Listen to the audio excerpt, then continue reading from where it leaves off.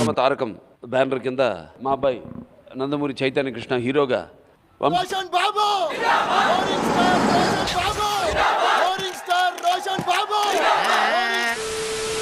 నాతో పాటు అయితే మూవీ హీరో నందమూరి చైతన్య కృష్ణ గారు నాతో ఉన్నారు. నీ ఫ్యాన్స్ వెయిటింగ్ ఇక్కడ. దీనికి విజిల్ ఒకటే సరిపోదు. పద్దలైపోయి బ్యాక్గ్రౌండ్ మ్యూజిక్, స్లో మోషన్, గాల్లో కోటెరటాలు, చాలా స్పెషల్ ఎఫెక్ట్లు ఉన్నాయి. నేను ప్లాన్ చేస్తాను, నువ్వు వచ్చే. అందరికీ మీరు వచ్చారనే ఎక్సైట్మెంట్ తో పాటు ఇప్పుడు వచ్చారనే ఎక్సైట్మెంట్ ఇంకా డబుల్గా ఉందన్నమాట. అసలుడే గాని మహానుభావుడు.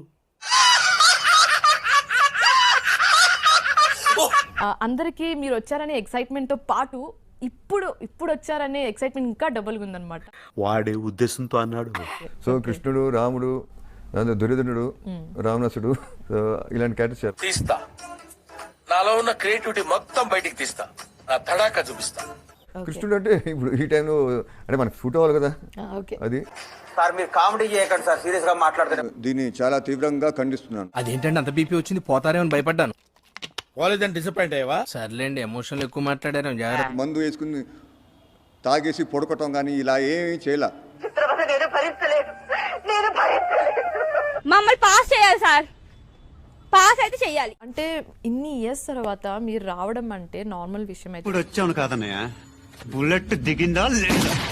అంటే మీకు ఒక మూవీ అంత స్పెషల్ గా నచ్చడం అంటే అది మామూలు విషయం కాదని చెప్పొచ్చు.